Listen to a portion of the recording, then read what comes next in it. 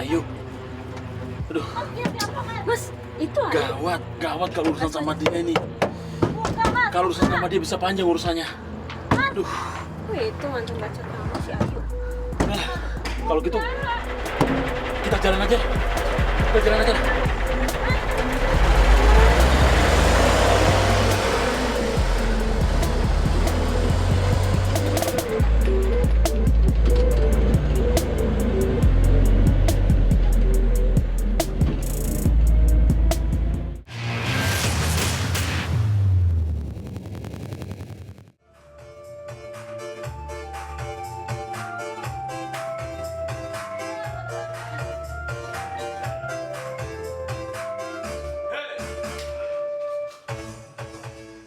Meriah suasana di ruang karaoke di Desa Karangpandan, Kecamatan Pakisaji, Kabupaten Malang.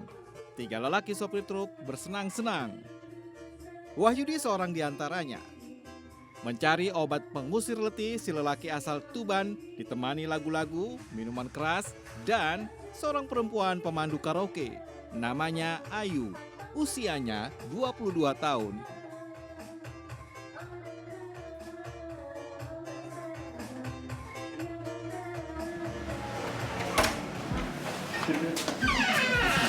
Aduh, Yud, udah kayak Mama Peranggo aja ini. Gimana? Mantep kan? Hah? Mantep banget, Yud, mantep. Ya wajar lah, Yud. Kita kan udah seharian di jalan capek ya. Sekali-kali kan butuh hiburan. Bener, Yud. Ya sudah. Kalau gitu, saya mau nganterin Ayu pulang ke kosan. Hah? Ya? Kalian terserah mau kemana. Ya. Oke? Hah? Oke, yang penting. Waduh. Oke? Mantap banget tuh, Yud. Baru kenal udah tancap gas aja, Yud. Ya udah, mamanya. Ikut saya pulang ya. Lah, Dah. saya ditinggal sendiri. Lah, kepiye, Jojo. Baru kenal udah berani megang-megang tangannya saya Ayu. Duh, dasar ya. Sopir truk di mana-mana tuh pengennya, aduh, serbat aja ya. Lah, nyong kepriben ya. Aduh, nggak ada yang digandeng, Nek. Ah, udah amat lah.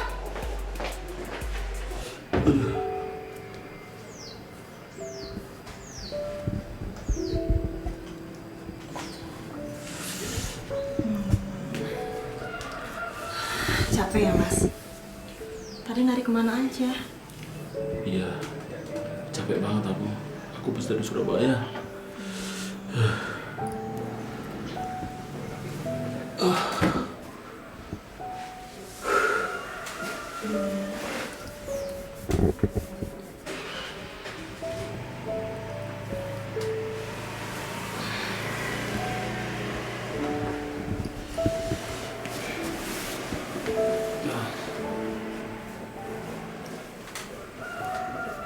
Bukain ya.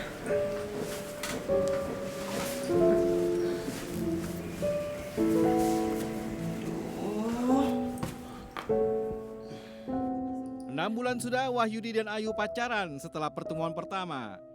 Telah berjuta kisah berdua, salah satunya bercinta. Mas Yud, gimana nih hubungan kita? Baiknya diresmikan aja ya secepatnya ya. Iya, sabar. Sabar dong sayang. Ya sampai kapan sabarnya? Ya kan aku harus urus perceraian dengan istri aku dulu. Ya aku mau nikah, Mas. Buat Ayu bercinta saja tak cukup. Ia ingin lebih dari itu. Batinnya menjerit. Ia desak Wahyudi untuk menikah. Tapi si lelaki 39 tahun mengulur waktu. Sebabnya, urusan perceraian dengan istrinya masih menggantung. Sama kamu.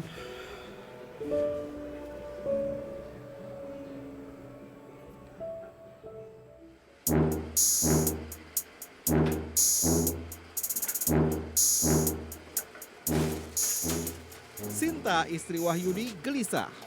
Perkara ekonomi cekak bikin ia tak tahan. Cekcok pasutri sudah jadi menu dari hari ke hari. Sebab itu, belakangan hari, Sinta sering keluyuran malam. Sinta sudah terbiasa sebab sebelum menikah, Sinta juga seorang pemandu karaoke.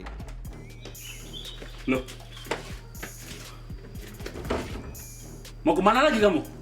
Bawa tas besar, Mau minggat? Iya, aku mau pergi. Aku capek mas di sini. Aku mau ke Kalimantan. Hehehe, tunggu dulu. Ngapain kamu ke Kalimantan? Kamu mau kerja kayak dulu lagi? Mau jadi pemandu lagu lagi? Kamu kan sudah janji sama aku. Kalau kamu nikah sama aku, Jelas, hidup Wahyudi dikelilingi para perempuan pemandu karaoke. Mulai dari Sinta istrinya sampai perempuan muda Ayu yang kini ia pacari. kamu sering pulang malam. Apa namanya kalau pulang malam kalau bukan jadi pemandu lagu? Itu kan kerjaan kamu dulu. Ah, sudahlah. Baiklah. Gak usah pulang sekalian kamu. Sinta minggat meninggalkan suami dan 2 anak hasil perkawinan sebelumnya. Mas, kamu mau kemana sih? Kok kamu udah mau pulang aja? Hah? Aku mau pulang. Aku mau lihat anak-anakku. Alah, bohong. Kamu pasti kamu mau ke tempat karaoke lain kan? Kamu cari cewek lain kan? Hei, kamu tuh kalau mabuk ngomongnya sembarangan. Suka nuduh aja sembarangan. Kamu nih yang aneh. Sekarang aja aku gak bisa lihat HP kamu. Password kamu ganti. Kamu ada apa yang... Tapi Yudi dan Ayu sang pacar sering tak seirama. Ayu gampang emosi, terlebih jika sedang mabuk. Bicara Ayu meracau, memancing amarah. Yudi gerah jadinya. Aku mau pulang. Mas. Minggir, aku mau pulang. Minggir. Mas Yudi. Aku mau pulang. Mas. Mas Yudi! Dengar ya mas, aku udah gak butuh kamu lagi. Kita putus! Oke, kita putus. Ya sudah, kita putus. Sering ribut, akhirnya Ayu memutuskan hubungan asmaranya dengan Yudi. Buat Yudi, bukan jadi soal. Ia enteng saja melangkah. Biasa, Ayu kalau lagi kumat begitu, Bu. Dia lagi mabuk, Bu. Iya Mas Yudi, Ibu juga denger dari tadi. Bikin Ibu pusing deh. Mohon maaf ya, Bu. Sekarang Mas Yudi baiknya pergi aja. Ayu tabiatnya memang seperti itu, nggak pernah berubah. Dulu sama lakinya dia seperti itu. Ya sudah, Bu. Kalau begitu saya permisi dulu ya, Bu. Iya. Sekali lagi saya mohon maaf. Iya, hati-hati ya Mas.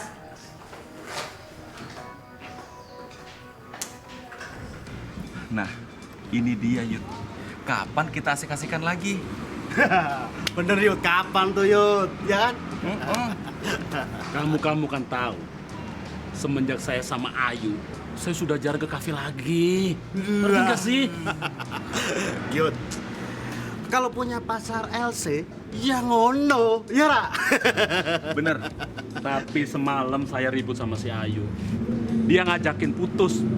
Saya ladenin, putus ya putus. Wah, itu Putus. lelaki banget itu namanya. Akhirnya putus. Yud, tenang Yud. Mati 1, tumbuh 1000. Itu cowok. Siapa yang datang Yud? Yud, ayo dateng tuh Yud. Kayak nyariin kamu tuh Yud. Yo wes, aku nggak mau ikut-ikut. Aku juga Yud. Aku ramen lu Yud. Aduh. Mas Yud! Mas Yud, maafin aku ya. Besoknya cerita jadi lain. Ayu menyesal telah memutuskan cinta. Merengek minta rujuk ke Wahyudi. Itulah tabiat Bagaimana kamu sikap kalau Wahyudi? lagi mabok. Ia cuek, masa bodoh. Tahu nggak? Mas Yud! Mas!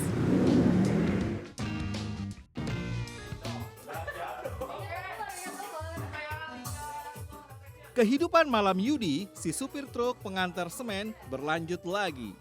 Belakangan, perempuan pemandu lagu lagi-lagi digaitnya dari karaoke lainnya. Setelah tutup buku dengan Ayu, Wahyudi menyabet Amel.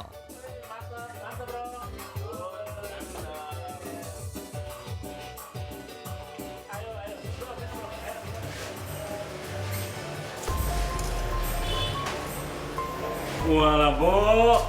Rajin banget kamu. Santai aja bos, kan biar enak para tamunya melihat lantainya bersih semua. Mantep. Oh iya, Amel gimana bos? Mantep nggak? Wih, api. Slow dia. Saya mau ke toilet dulu ya. Di karaoke tempat Amel kerja, Yudi kenal dengan Dalbo, si penjaga kafe.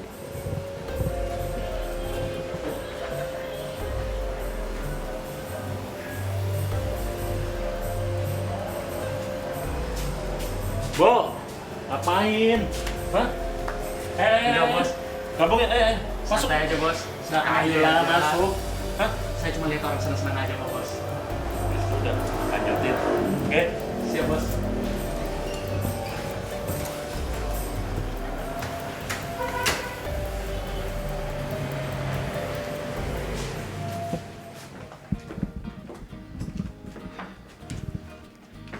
Dari nyanyi-nyanyi, bercinta jadi ujung kedekatan Wahyudi dengan Amel.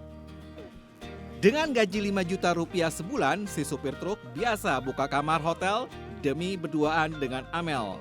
Sampai akhirnya Yudi dan Amel pacaran.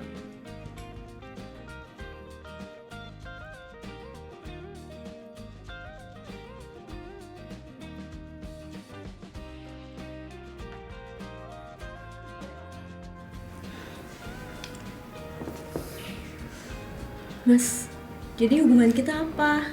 Kamu anggap aku apa? Ya kita pacaran lah. Kamu pacar aku, nggak ada duanya pokoknya. Serius? Mas, besok jemput aku ya di kafe. Ya, besok aku jemput kamu. Sekalian kan aku mau ke Surabaya. Nanti pulangnya juga aku antar. Makasih. Mas Yud, sudah kelar mas. Sejam aja ya. Soalnya lagi zaman covid kayak gini, jadi batasin. 2 bulan sudah Yudi jalan bersama Amel. Seperti biasa, mereka habiskan waktu malam di kafe tempat Amel kerja. Namun, waktu operasi karaoke sedang dibatasi oleh aturan pandemi corona. Selebihnya, tetamu bercengkrama sembari minum-minum. Kalau begitu mas, silakan. Oke. Lagian saya juga bentar lagi mau tutup kafe. Tapi ini minuman belum habis, nanggung banget. Habisin. Bentar lagi, habis itu kan tinggal tidur enak. Oke, Bu. Ya udah, kalau gitu aku tutup dulu ya. Silakan bos.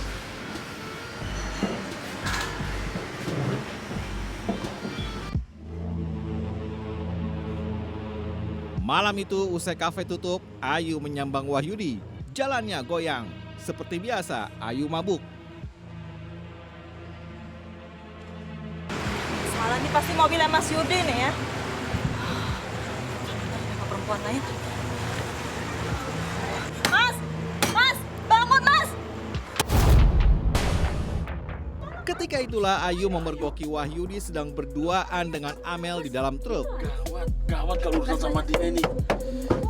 Kalau urusan sama dia bisa Tak panjang. selera melayani Ayu, Wahyudi tancap gas. Tapi yang terjadi mengerikan. Tersenggol truk, Ayu lalu jatuh. Lantas, roda belakang truk menggilas paha Ayu. Ayu menjerit, namun truk Wahyudi terus melaju. Mas, kamu ngerasa nggak sih tadi Ayu ketabrak? Iya sih. Kayaknya tadi ada yang ngelindes gitu. Ada yang ngerasa aku lindes dah. Aduh. Di pinggir jalan raya Pepen Pakis Aji, Ayu, si pemandu karaoke naas, terkapar. Si perempuan asal desa Tengguluwungan, kecamatan Pakis Aji, belum mati. Ia sekarat. Dibekap cemas memikirkan kondisi Ayu, Wahyudi menelpon Dalbo, penjaga kafe temannya. Tolong, Bu. Tolong liatin di pinggir jalan tadi ada perempuan yang ketabrak, Bu. Dia kegeletak di pinggir jalan, Bu. Namanya si Ayu. Coba liatin, Bu ya. Tolong ya, Bu. Tolong. Ya, liatin, Bu. Oke. Thank you ya, Bu.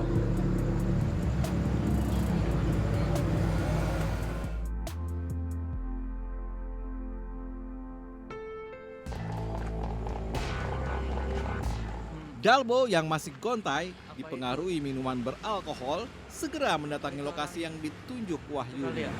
Bener nggak ya?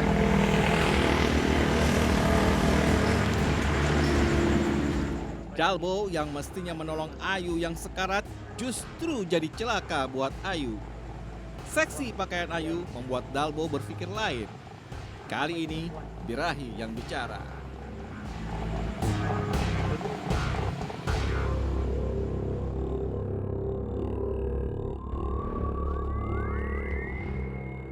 Akal sehat Dalbo lenyap.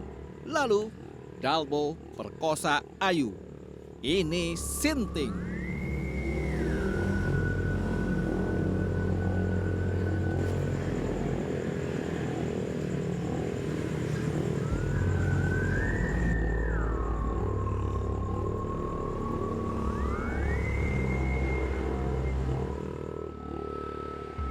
Siang esoknya, seorang tukang sampah melotot. Ia saksikan tubuh Ayu di warung makan yang tak terpakai di depan kafe. Tergeletak setengah bugil, Ayu tak lagi bernyawa. Ini perempuan kok tidur di sini ya? Jangan-jangan ini mayat ya? Waduh, saya mesti lapor nih. Kabar itu sampai ke telinga Dalbo. Mas Bu. Ada mayat perempuan, Mas. Mayat. Iya, dekat warung, Mas. Mas, pala bengong, ayo, buruan. Ayo, buruan. Ini loh, Mas, ini loh. Ini loh. Ini, Mas.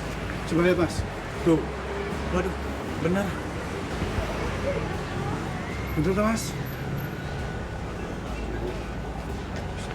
Mas Dalbo, ada apa tadi? Ini ada mayat. Astaga, siapa iki Mas? Nggak tahu. Ya wes, laporin polisi aja Mas. Ya, telepon polisi aja. Dalbo terkejut. Dalbo panik. Di hadapan jasad Ayu, Dalbo teringat ulahnya. Perkosa Ayu saat sekarat.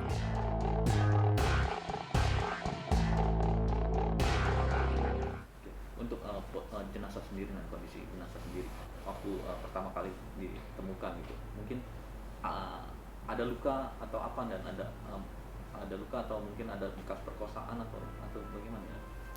Baik, waktu kami melakukan olah TKP, kami melihat ada bekas ban dalam ukuran yang besar pada pangkal paha sebelah kanan korban, dan ada juga seperti bagian kulit yang agak ketarik ke dalam yang ada di sekitar perut bagian bawah korban sebelah kanan. Itu yang kami temukan, dan begitu juga kondisi pakaian celana dalam daripada korban ini terbuka sedikit, dan ada beberapa temuan kami terkait cairan yang kami duga kuat itu adalah sperma. Kan posisinya di samping, samping kan. Kalau starter berarti maju dong. Iya. Ya kan? Nggak mungkin ke nabraknya, atau Mas mundurin lagi atau gimana? Enggak, langsung maju saya. Maju. Langsung jalan maju gini. Oh, dia di mana? Dia di samping kanan. Oh, dia kenanya di kanan bukan di belakang. Enggak, di kanan ya. Oke. Terus di samping tetap gedor-gedor pas Mas starter mobil atau gimana? Enggak sih, waktu udah starter udah enggak teriak-teriak lagi enggak. Langsung saya jalan. Oh, jadi dia gedor-gedor di sini, mungkin dia kesini terus pas maju gitu? Oh enggak. Kalau di depan kan kelihatan. Ya, kok tiba-tiba dia bisa tertabrak tuh, posisi dia di mana Mas? Di samping kanan. Enggak, maksudnya apa gitu, dia lagi jongkok atau apa kok tiba-tiba? Nah, posisinya nggak tahu, soalnya sepion kan kalau malam kan kepagi kan berembun, nggak kelihatan kan. Nggak kelihatan kalau saya nabrak itu nggak kelihatan. Berasa nggak mobil kena sesuatu lah? Kerasa, tapi kan saya kira itu mobil kan di bawah jalan, di jalan-jalan apa batu gitu. Tak kira ya nggak ngenain si korban tadi, nggak. Saya langsung jalan. Pelaku ini bukan punya niatan untuk karena panik, udah saya tabrak aja gitu. Kalau dia sih karena kondisinya mabok juga. Dia kondisi mabok, tapi dia secara sadar mengetahui bahwa kalau dia tancap gas tanpa menyuruh korban ini minggir, ya bisa jadi dia akan melindas korban ini. Dia sadar. Dan dia pada saat setelah melindas korban, dan dia mengakui bahwa dia sempat merasakan ada ganjalan itu, dia telepon orang lain yang bertugas di kafe tersebut untuk mengecek apakah ada orang yang saya lindas. Kalau ada, tolong diamankan. Nah, waktu itu ya, Mas bilang kan timbul hasrat. Apa yang Mas yang nimbulin hasrat itu apa gitu? Mungkin roknya kesingkap atau bajunya kesingkap? Kodenya, ya pupunya itu. Apa? Pupunya itu. Oh, kelihatan gitu ya? Kan pakai rok pendek. Terus? Singkap. Terus? Ya itu saya setubui 1 kali. Waktu Mas buka ya? Dia berontak nggak? Enggak, kan udah keadaan lemas. Dia kan Ayunya kan mabuk, kan bau minuman juga. Oh, di depan TKP awal ini ada truk yang pernah parkir di tempat tersebut. Kemudian rupanya kendaraan truk itu adalah yang mengendarai mantan pacarnya. Dan mantan pacarnya ini sudah melarikan diri ke Surabaya. Kami lakukan pengejaran ke sana. Berdasarkan keterangan saksi, kami mendapatkan informasi bahwa si terduga pelaku ini sedang istirahat di tol di wilayah Pasuruan.